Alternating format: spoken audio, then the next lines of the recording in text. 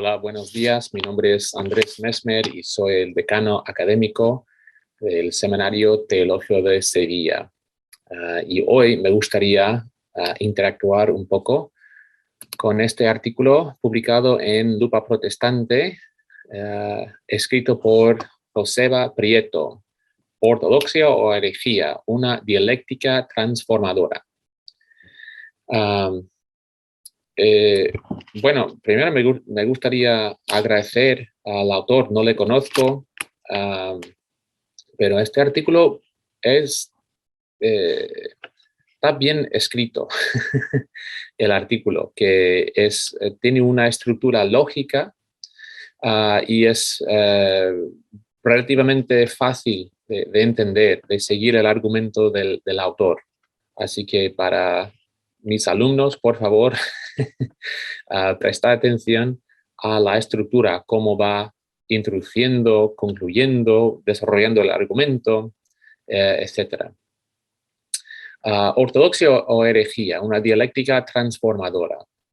En la introducción, él va a decir, primero me gustaría presumir un poco el artículo en sí y luego interactuar un poco con algunas de sus ideas.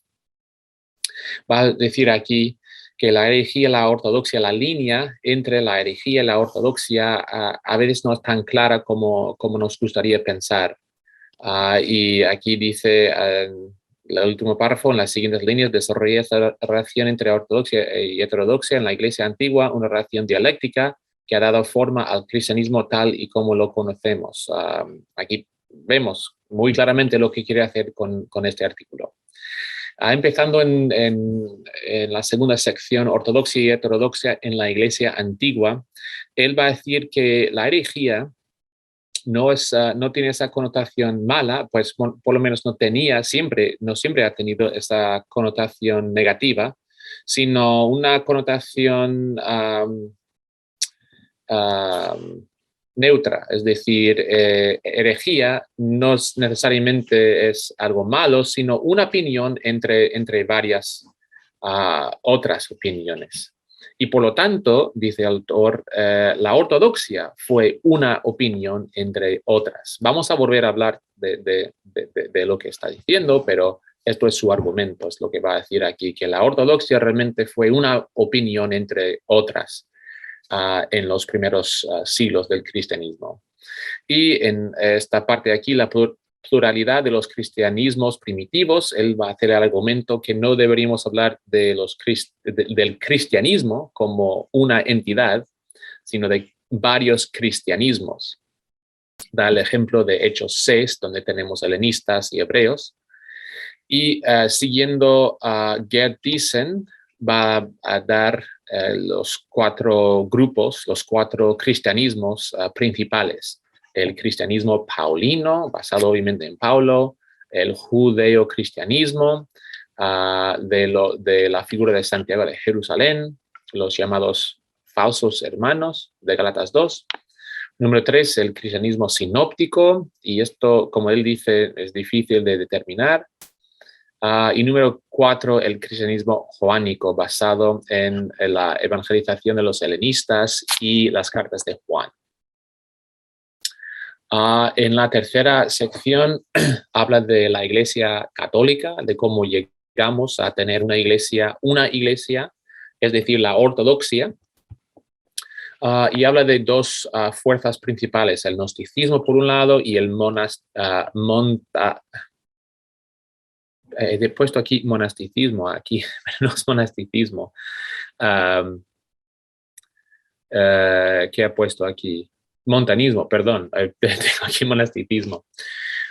Estos son movimientos del segundo siglo y también el tercer siglo. Él se centra principalmente en el gnosticismo. Habla de Marción, el primer gran hereje de la iglesia de mediados del segundo siglo. Y él dice, bueno, habla un poco de cómo él rechazó el Antiguo Testamento y cómo él compiló por primera vez el primer canon, según él, el primer canon de la Biblia, y a base de esto, la respuesta de la iglesia antigua fue principalmente el canon. Y según él, tener un canon es lo que unió o unificó los varios cristianismos en un solo cristianismo. Tenemos ahora cartas de Pablo, cartas de Santiago o cartas de Santiago, cartas de Juan. En el mismo canon, pues ya no tenemos varios cristianismos, sino un solo cristianismo. Y concluye su artículo diciendo que deberíamos mantener esta dinámica entre la ortodoxia y la herejía, es decir, entre derechas, tradición, conservadismo, por un lado, y por otro lado, izquierda y nuevas ideas, nuevas perspectivas por otro.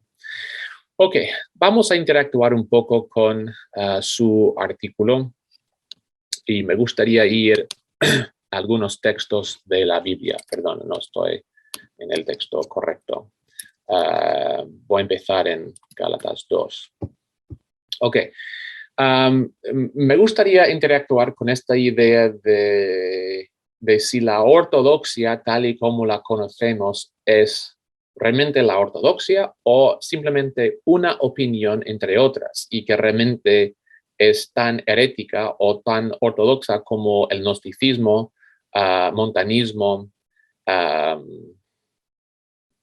y otras sectas del cristianismo.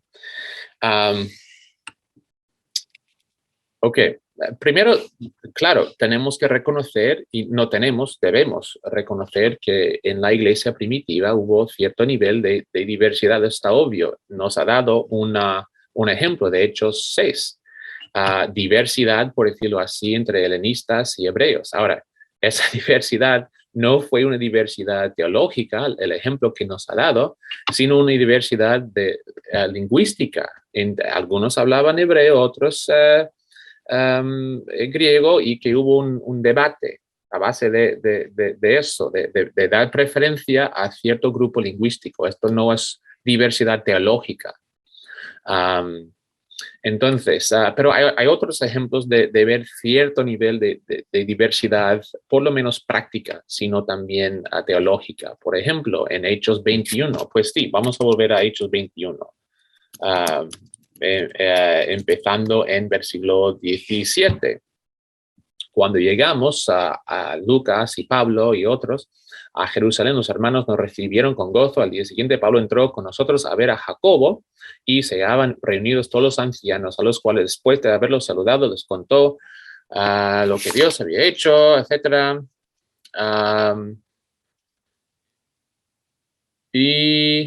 Ya ves, hermano, cuántos millares de judíos hay que han creído y tan son celosos por la ley.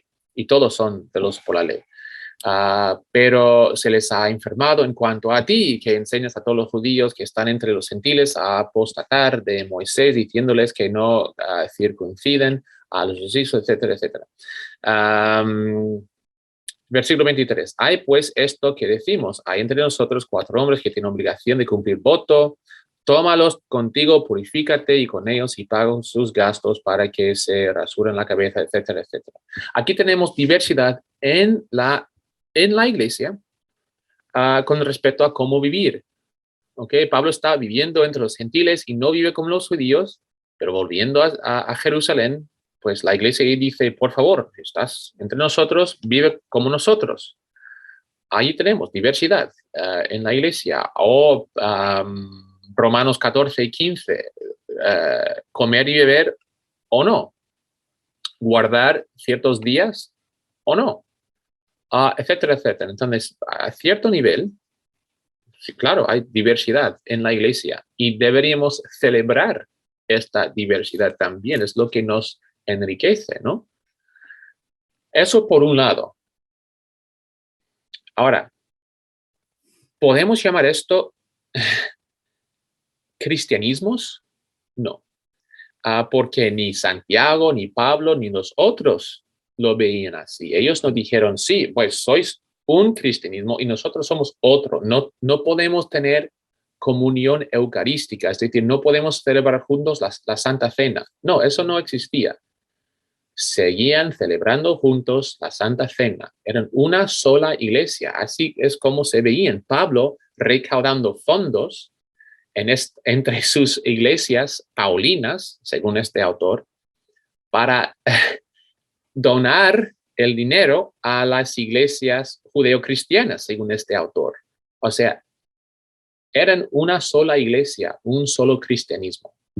Pero es más, tenemos, por ejemplo, en Gálatas, empezando en versículo, bueno, vamos a empezar en versículo, sí, bueno, esto es de la reunión que Pablo tuvo con los líderes de la iglesia en Jerusalén.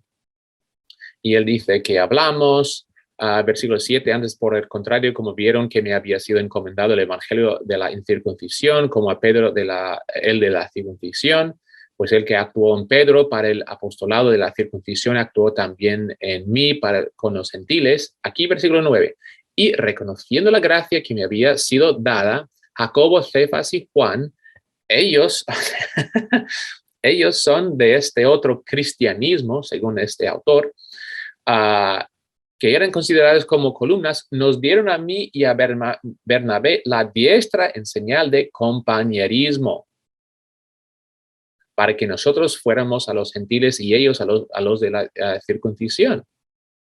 Solamente nos pidieron que nos acordáramos de los pobres, lo cual también me apresuré a cumplir con diligencia. Es decir, aquí tenemos, según este autor, dos cristianismos que llegan a un acuerdo. No estamos hablando de dos cristianismos, sino un solo cristianismo, una sola iglesia, una sola ortodoxia. Otro texto, 1 Corintios 15. Muchos conocemos este texto. Aquí habla del evangelio. Ahora esto es un evangelio reducido porque cuadra con o encaja con su argumento sobre la resurrección, pero bueno, esto es un resumen del evangelio. Versículo 9, yo soy el más pequeño de los apóstoles, es decir, él se ve como uno de los apóstoles, un grupo identificado de apóstoles, todos los apóstoles están aquí, en donde, por lo menos en la idea de Pablo, no hay varios apóstoles de varias iglesias, no, somos un grupo de apóstoles. No soy digno de ser llamado apóstol porque perseguí la iglesia de Dios. ¿Ves? La iglesia de Dios, no distintas iglesias, no varias iglesias, la iglesia de Dios. Pero por la gracia de Dios soy lo que soy y su gracia no ha sido en vano para conmigo. Antes he trabajado más que todos ellos, aunque no yo, sino la gracia que Dios está conmigo. Y este es el versículo clave. Está hablando del evangelio. Sea yo o sean ellos, así predicamos y así habéis creído. Es decir, Pablo está diciendo, y en los versículos anteriores menciona Cefas y otros apóstoles, fuera quien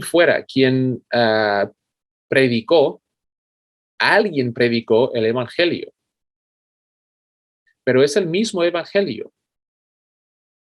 Yo lo prediqué, otros lo predicaron, pero predicamos el mismo el evangelio, un solo evangelio, y vosotros creísteis un solo evangelio. No tenemos, según el propio testimonio de Pablo, no tenemos varios evangelios, varias iglesias, varios cristianismos, sino un cristianismo, un evangelio, un mensaje, claro, con cierto nivel de diversidad, es lo esperado. Entonces, ¿cómo podemos explicar, cómo podemos identificar dónde está la ortodoxia? ¿Dónde está?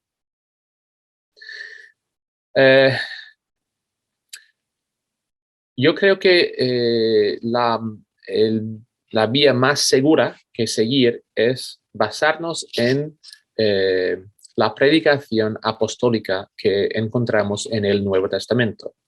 Es decir, las predicaciones que tenemos en Hechos 2, en Hechos 4, en Hechos 13, 14, 17, etcétera, etcétera. 10, no sé si dije 10. Y también en las referencias del Nuevo Testamento que tenemos en las cartas, por ejemplo, de Pablo, que hacen referencia a la predicación apostólica.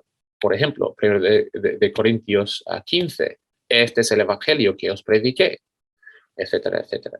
Y cuando vemos esta predicación apostólica, cuando sistematizamos las enseñanzas encontradas en ella, pues lo que tenemos es un mensaje de tres partes: Dios, creador; Hijo, redentor; Espíritu, santificador o dador de vida. Es decir, llegamos más o menos al credo apostólico. Y he escrito y he publicado artículos sobre esto. Y entonces tenemos el credo apostólico. Este credo es un resumen comprensivo y sistemático de la predicación apostólica que encontramos en el Nuevo Testamento. También esta predicación no solamente nos da el credo apostólico, sino también lo que se conoce como la regula fide de la iglesia primitiva, es decir, la norma de la fe. Tengo un amigo que está escribiendo un artículo sobre este tema, la regula fide en la iglesia primitiva, y él va a demostrar que hay una coherencia entre el mensaje neotestamentario y la predicación de las iglesias primitivas. Esta predicación apostólica que da luz al credo apostólico, la regula fide, también es el trasfondo del credo de Nicea. Es decir, el credo de Nicea, el credo que toda la iglesia tiene en común, es el resultado de esta predicación apostólica. Hay hay una coherencia total que corresponde desde el comienzo hasta el fruto maduro de la reflexión teológica de la iglesia primitiva. También tengo varias críticas de este artículo escrito por este autor. Él hace la afirmación que las dos fuerzas en la iglesia primitiva para hacernos llegar a la iglesia católica, a la ortodoxia, las dos fuerzas fueron el gnosticismo y el montanismo. Pero lo veo muy difícil creer que la iglesia nunca había pensado en sus principios básicos, sus creencias básicas hasta el siglo II o siglo III. Lo veo muy difícil. Ya estaban interactuando con judíos, con grecorromanos. Nunca habían reflexionado sobre este tema. ¿Qué es lo que creemos? Lo veo muy difícil, que es un desarrollo tan tardío en la iglesia. También este tema del canon bíblico, que es la respuesta que Marción la iglesia desarrolló su canon a base de Marción. No creo que Marción fue el primero en tener esta idea. Yo voy a crear, yo voy a ser el primero en formar este canon. Lo veo muy difícil. Cuando leemos los escritos de los padres antes de mediados del segundo siglo, Ignacio de Antioquía, por ejemplo, o los propios escritos neotestamentarios, segundo de Pedro 3:15, creo que es la referencia. Ya vemos el comienzo de un canon. Por ejemplo, el hecho de que Juan está interactuando con Marcos es otra evidencia de un canon o la formación del canon, por lo menos reconocer obras autoritativas. Así que no creo que fue Marción quien fue el primero que tuvo esta idea. Y también lo veo muy difícil creer que cristianismo, según este autor, hay 4 cristianismos principales, que estos cristianismos, si es cierto que tenemos 4 cristianismos, ¿por qué no tenemos 4 cánones? ¿Cómo es que tan rápidamente estos 4 cristianismos se pusieron de acuerdo y dijeron, pues vamos a tener un solo canon? Y realmente ese canon, la parte principal de los 27 libros, yo diría unos entre 20 y 24 por ahí libros, nunca han sido cuestionados, dudados, si forman parte del canon o no. ¿Cómo es que estos cristianismos se pusieron de acuerdo tan rápidamente en decir, vamos a tener un solo canon? Así que, bueno, el artículo está bien escrito, claro, fácil de seguir el argumento del autor, y es cierto lo que dice al final, que deberíamos mantener esta dinámica entre, no me gustan estas palabras, pero la ortodoxia, la herejía, no me gustan estas palabras, prefiero, aunque tampoco me gustan estas palabras, estas etiquetas, pero deberíamos mantener el equilibrio o la dinámica entre la derecha e izquierda, entre la doctrina establecida y nuevas perspectivas. Pero lo que tenemos que mantener siempre es coherencia con la predicación apostólica, el credo apostólico, la regla fide, el credo nicea. Allí es ortodoxia. Pero dentro de esa ortodoxia, estar abierto a nuevas perspectivas. Pues gracias por acompañarme y nos vemos la próxima vez.